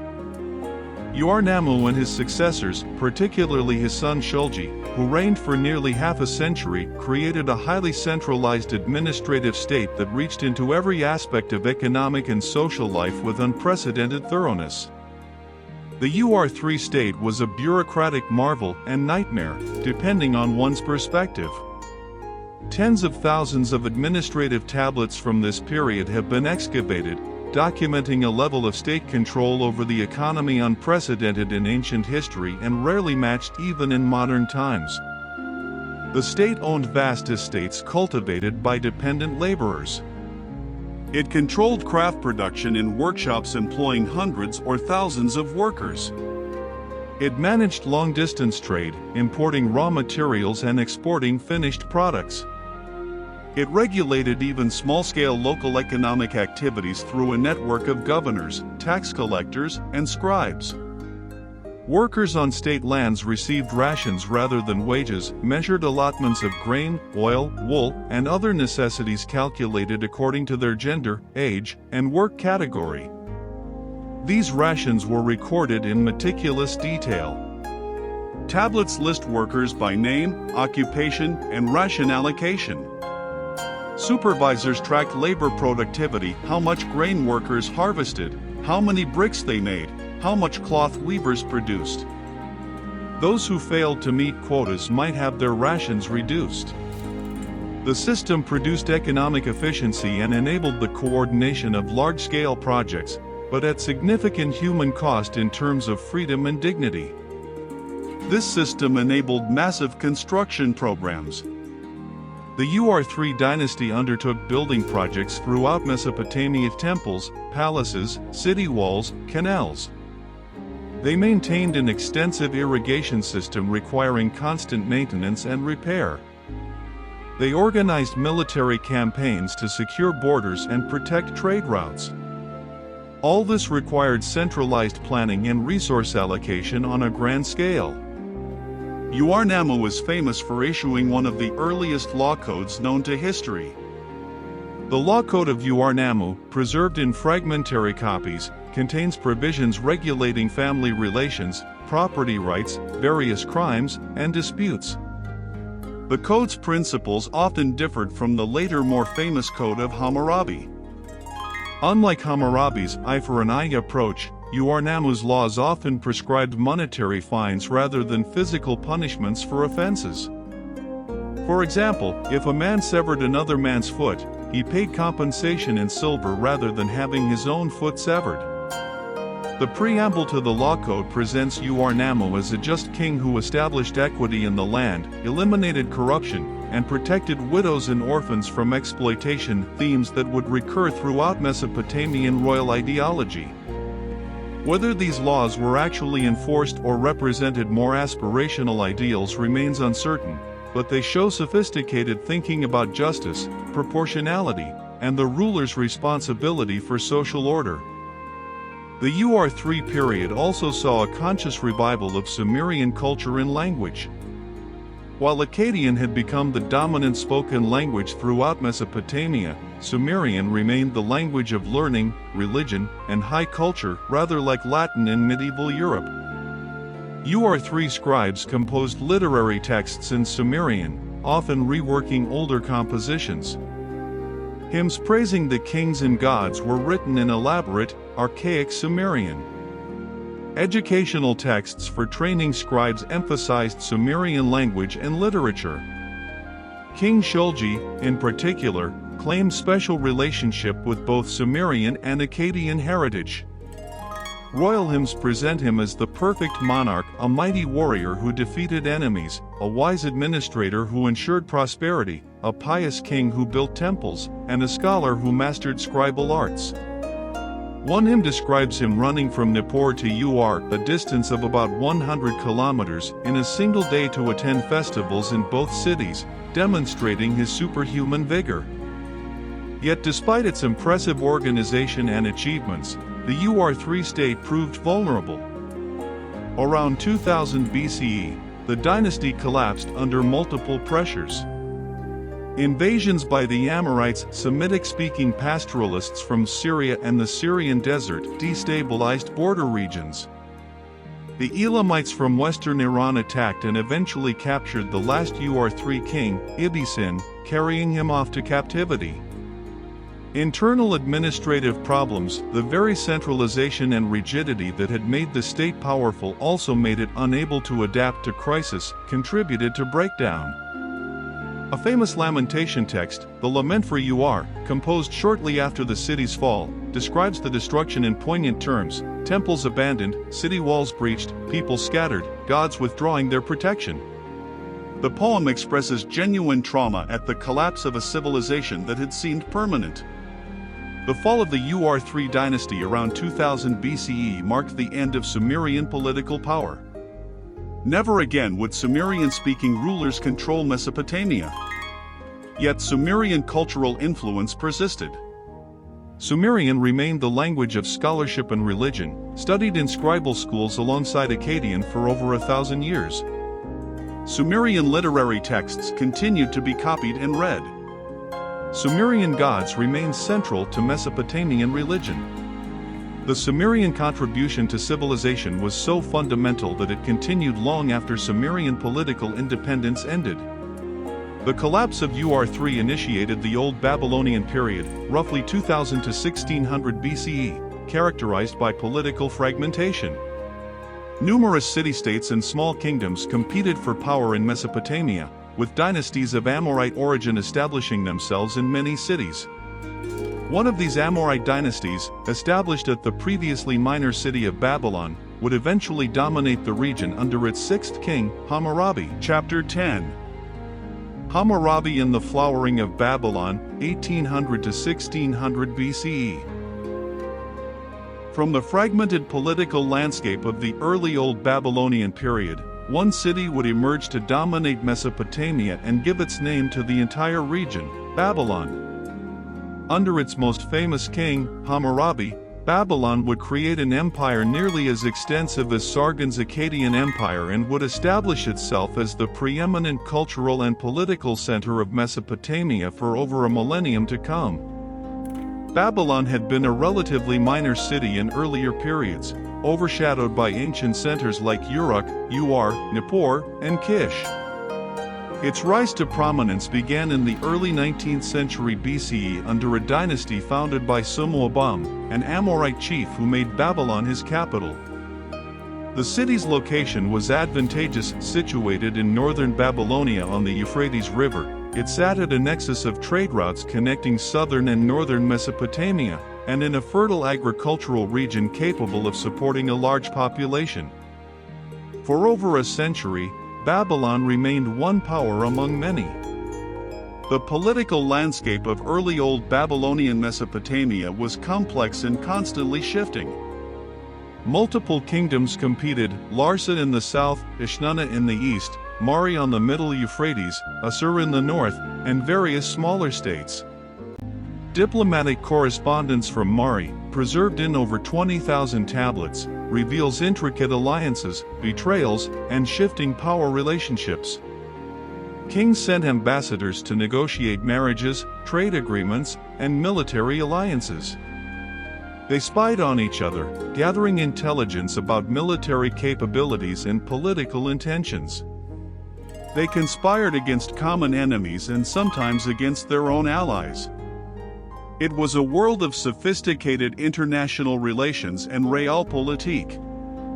Into this competitive environment came Hammurabi, who ruled Babylon from 1792 to 1750 BCE, dates following that middle chronology used by most scholars, though absolute chronology for this period remains debated by about 50 to 100 years.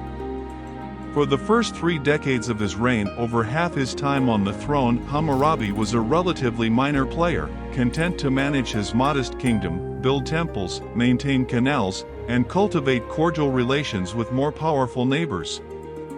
Then, in the 30th year of his reign, Hammurabi began a series of military campaigns that would transform him from regional ruler to imperial conqueror. He defeated Rimsin of Larsa, the most powerful southern king, bringing southern Babylonia under his control. He conquered Eshnunna to the east. He betrayed and destroyed his former ally Mari, a conquest particularly well documented because archaeologists have excavated Mari's royal palace with its archives intact, showing correspondence between Mari's king Zimrilim and Hammurabi shortly before Babylon's devastating attack. By the end of his reign, Hammurabi controlled nearly all of Mesopotamia from the Persian Gulf to Assyria. He took grandiose titles, calling himself King of Sumer and Akkad and King of the Four Quarters of the World, presenting himself as the rightful heir to both Sumerian and Akkadian imperial traditions. His year names, Mesopotamian kings named each year after significant events, document his conquests, temple constructions, and canal excavations, providing a chronicle of his reign's major achievements. Hammurabi is most famous today for his law code, one of the longest and best-preserved ancient legal collections. The Code of Hammurabi was inscribed on a black basalt stele over 2 meters tall, now in the Louvre Museum in Paris, in the Akkadian language using cuneiform script. The top of the stele shows a carved scene of Hammurabi standing before Shamash, the sun god and god of justice, receiving the symbols of justice, a rod and ring, from the deity. This image establishes divine authorization for the laws. Hammurabi received justice from the gods to give to his people. Below this scene, the text contains a prologue, approximately 282 laws, and an epilogue. The prologue presents Hammurabi as divinely appointed to establish justice, when the lofty Anu, king of the Anunnaki gods, and Enlil, lord of heaven and earth, the determiner of the destinies of the land, determined for Marduk, the firstborn of Ea, the Enlil functions over all mankind, made him great among the Igigi gods, called Babylon by its exalted name, made it supreme in the world, established for him in its midst an enduring kingship. At that time, Anu and Enlil named me to promote the welfare of the people, me, Hammurabi, the devout, God-fearing prince, to cause justice to prevail in the land, to destroy the wicked and the evil, that the strong might not oppress the weak. The laws themselves cover an extraordinarily wide range of topics: property rights and theft, contracts and commercial transactions, loans and interest rates, marriage and divorce, inheritance, adoption, adultery and sexual offenses, assault and injury, slander, liability for shoddy construction or medical malpractice, wages for various professions, regulations for taverns and merchants, treatment of slaves, and many other matters. They're arranged loosely by topic rather than in strict logical order, suggesting they may have been compiled from existing legal precedents and judicial decisions rather than composed as a systematic legal philosophy. Many laws follow a conditional format: if a man does X, then consequence Y shall follow. For example, if a man put out the eye of another man, his eye shall be put out. If he break another man's bone, his bone shall be broken. If he put out the eye of a freed man or break the bone of a freed man, he shall pay 1 gold mina. If he put out the eye of a man's slave or break the bone of a man's slave, he shall pay 1/2 of its value. These laws reveal a stratified society where penalties varied by social class.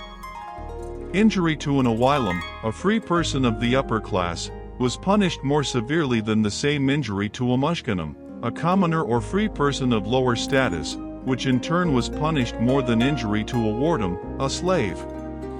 The law code enshrined inequality even as it attempted to regulate the principle of lex talionis, an eye for an eye, appears repeatedly in Hammurabi's code, though often with monetary compensation as an alternative depending on the victim's social status. Some laws seem harsh to modern sensibilities. Several prescribe death penalty for offenses that modern societies would punish less severely. A son who struck his father had his hand cut off. A physician whose patient died during surgery might have his hand cut off. A builder whose building collapsed and killed the owner was put to death.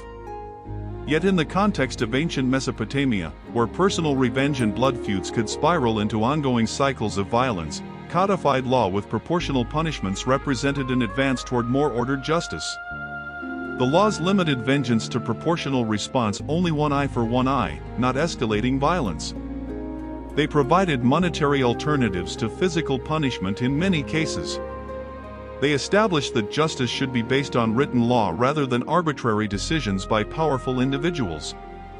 The code's epilogue emphasizes Hammurabi's role as righteous king and lawgiver, the laws of justice, which Hammurabi, the efficient king, set up. In order that the strong might not oppress the weak, that justice might be dealt to the orphan and the widow.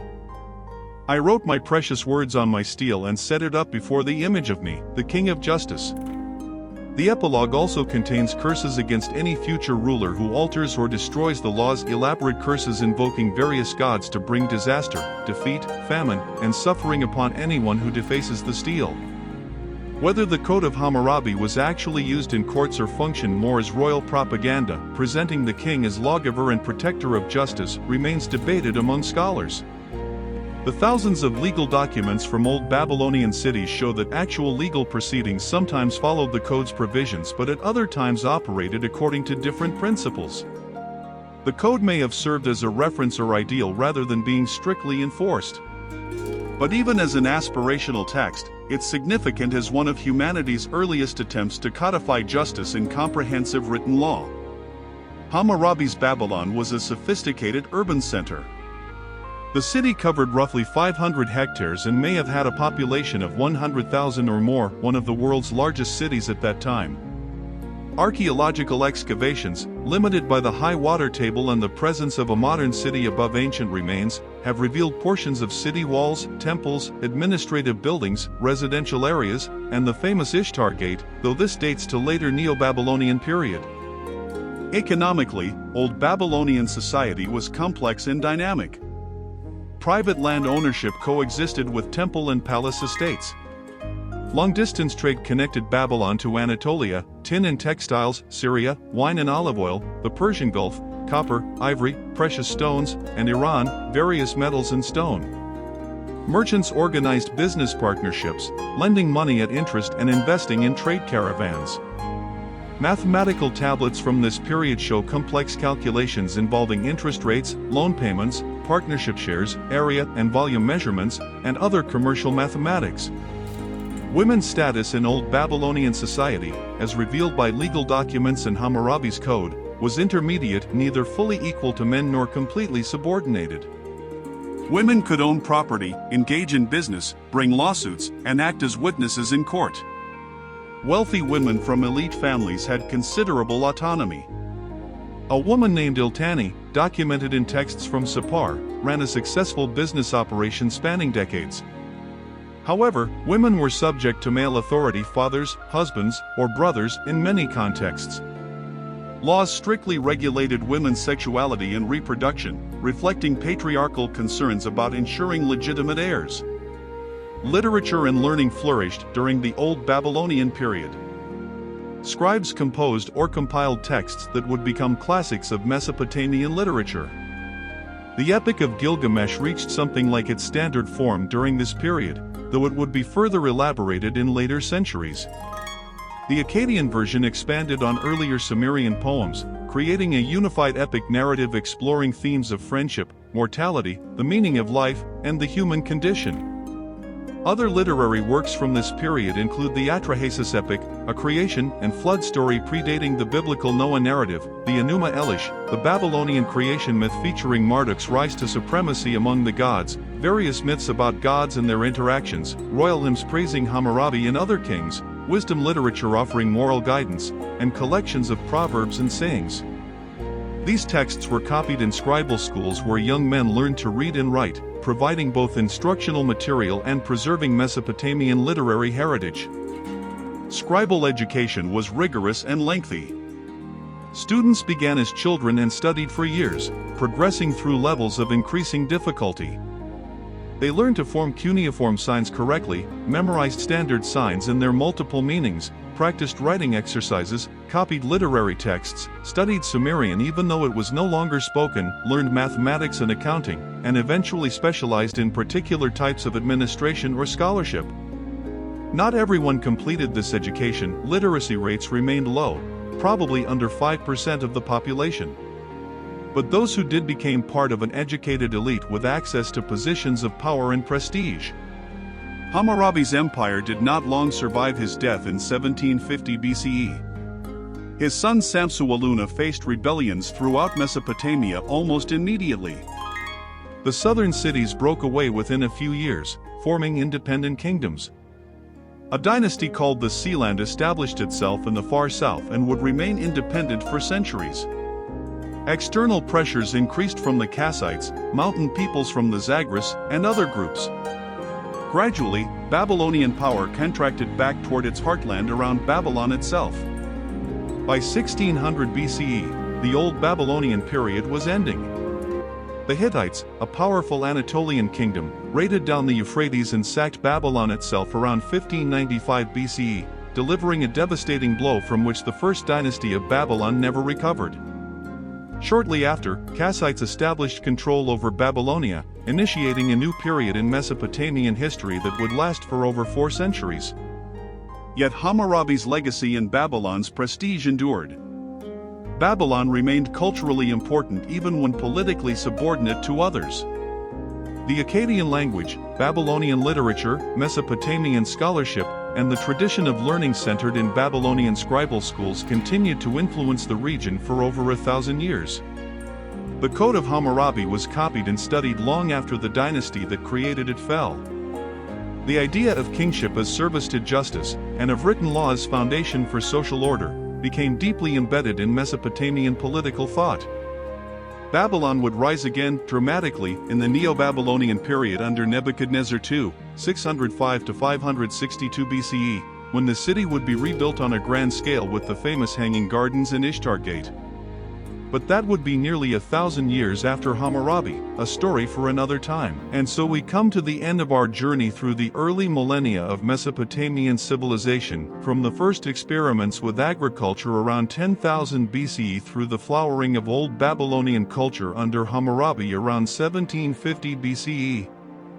We've traveled over 8,000 years, watching as human communities transformed themselves from small farming villages into sophisticated urban civilizations with writing, law, literature, science, and monumental architecture. If we were to distill this vast sweep of history into a few key insights, what might we take away from this journey to the cradle of civilization? First, civilization did not appear suddenly but emerged gradually through countless small innovations accumulated over millennia. The transition from hunting-gathering to agriculture took thousands of years of experimentation. The development of cities from villages was a gradual process spanning centuries. Writing evolved slowly from simple accounting systems to a tool capable of expressing the full range of human thought. Mathematics developed from basic counting to sophisticated calculations. Each generation built on what came before, adding small improvements that collectively transformed human life. Second, environmental conditions profoundly shaped human societies. The seasonal flooding of the Tigris and Euphrates rivers, the fertility of the alluvial soil, the aridity requiring irrigation, all these environmental realities influenced how Mesopotamian civilization developed. The necessity of managing irrigation water encouraged social cooperation and organizational complexity. The lack of local stone, timber, and metal forced Mesopotamians to develop long-distance trade networks that connected them to distant peoples. Civilization emerged not despite environmental constraints but partly in response to them, as humans found creative solutions to challenges posed by their landscape. Third, technological and social innovations were deeply intertwined, each driving the other forward. The invention of writing responded to administrative needs created by social complexity, but once invented, writing enabled even greater complexity. The development of irrigation agriculture required social cooperation, but the agricultural surplus it created enabled further social differentiation and specialization. The plow increased agricultural productivity, which freed people for craft specialization, which produced goods for trade, which brought wealth that funded further technological development. Progress was not linear but involved feedback loops where technological and social changes reinforced each other.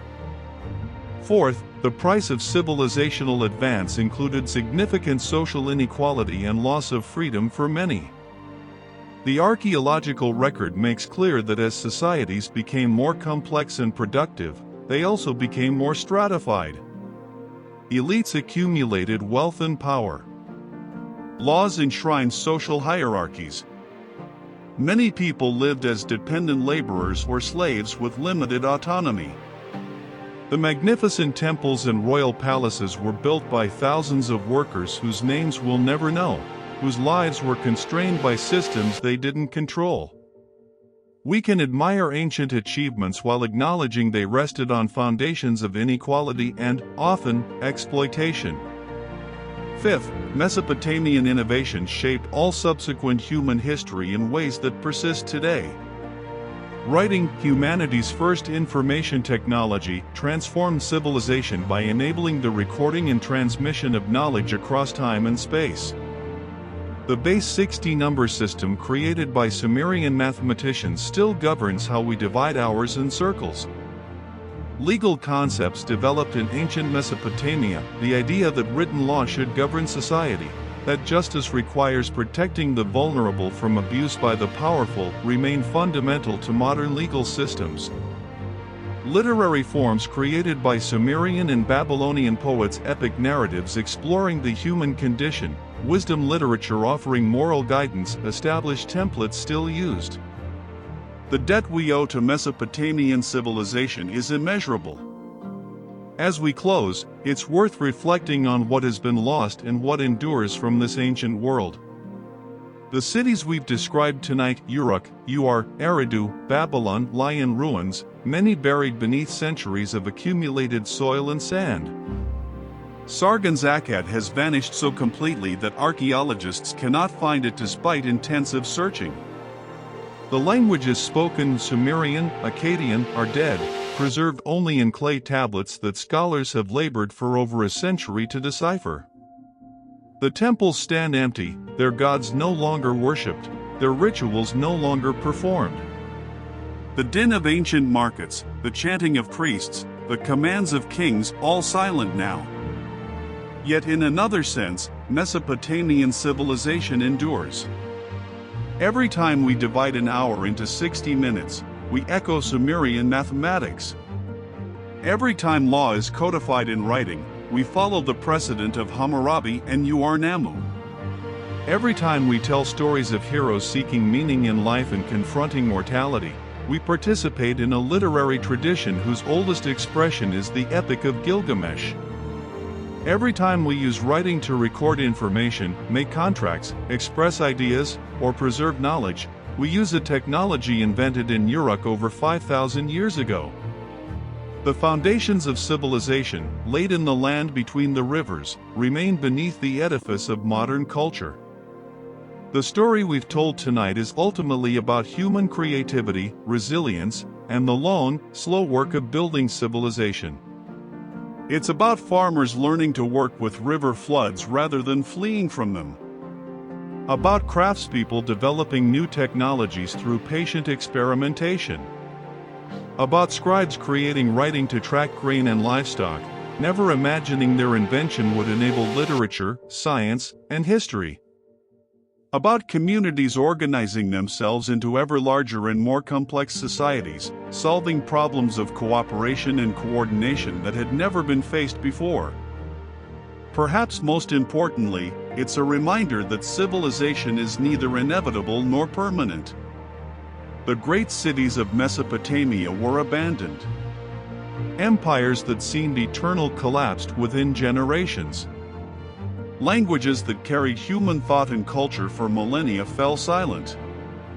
Environmental changes, internal conflicts, external invasions, administrative failures, any of these could bring down even the mightiest civilizations. Nothing human-made lasts forever. Yet civilization also proved resilient. Each collapse was followed by rebuilding. Each dark age gave way to Renaissance. Knowledge and innovations created in Sumer passed to Akkad, then to Babylon, then to Assyria, then to Persia, then to Greece and Rome, eventually reaching us. The thread of civilization, though sometimes stretched thin, never quite broke. Humans kept writing, building, trading, thinking, creating, carrying forward the work begun in the first cities of Mesopotamia. As we close this episode, imagine for a moment the Tigris and Euphrates rivers still flowing today as they flowed 10,000 years ago, still carrying water from the mountains to the sea, still making life possible in an arid landscape. The rivers knew nothing of the civilizations that rose along their banks, the cities that drew life from their waters, the empires that fought to control them. They simply flowed, patient and eternal, while human dramas played out upon their shores. Somewhere beneath the sands of Uruk, clay tablets rest in the ruins of ancient libraries, tablets inscribed with accounting records, mathematical problems, literary texts, letters from long-dead people to their friends and families, prayers to gods no longer worshipped. Each tablet represents a human moment, a scribe carefully forming cuneiform signs in soft clay, a merchant calculating profits, a student copying a poem, a lover sending a message, a priest recording an offering. These tablets, fired by accident in ancient conflagrations or deliberately baked to preserve them, have survived millennia, waiting to tell their stories to those patient enough to decipher them. Thank you for joining us on this journey to the cradle of civilization. We hope this exploration of ancient Mesopotamia has offered you not just historical knowledge but also perspective, a sense of the deep roots of human civilization, an appreciation for the creativity and resilience of our ancestors, and an awareness of how much of our modern world rests on foundations laid thousands of years ago in the land between the rivers. If you found value in this episode, please consider subscribing to our channel and sharing it with others who appreciate thoughtful, peaceful explorations of ancient history. Your support enables us to continue creating content that brings the past to life in ways that inform and inspire. In our next episode, we'll journey to another ancient civilization and explore another chapter in humanity's long story. Until then, we wish you peaceful rest, and we leave you with one final thought. 5,000 years ago, a Sumerian scribe sat in the shade of a temple, stylus in hand, carefully pressing marks into wet clay. The tablet that scribe created might have recorded grain deliveries, preserved a hymn to Inanna, documented a business transaction, or told a story to entertain and instruct. That scribe is dust now, and the city where they worked is a ruin.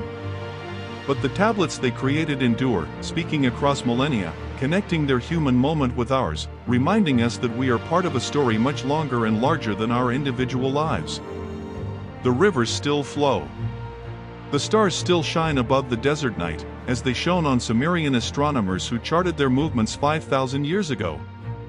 And the human story continues, each generation adding its own chapter to a narrative that began when the first seeds were planted in the Fertile Crescent 10,000 years ago. Good night, and may your dreams carry you to ancient cities, to temple towers rising above irrigated fields, to scribes in their schools, to merchants on their caravans, to all the people who lived and loved and worked in the cradle of civilization, creating the world we have inherited. Thank you for watching. Subscribe for more peaceful history episodes like if you enjoyed this journey through ancient Mesopotamia. Comment with your thoughts or requests for future episodes. Share with anyone interested in ancient civilizations.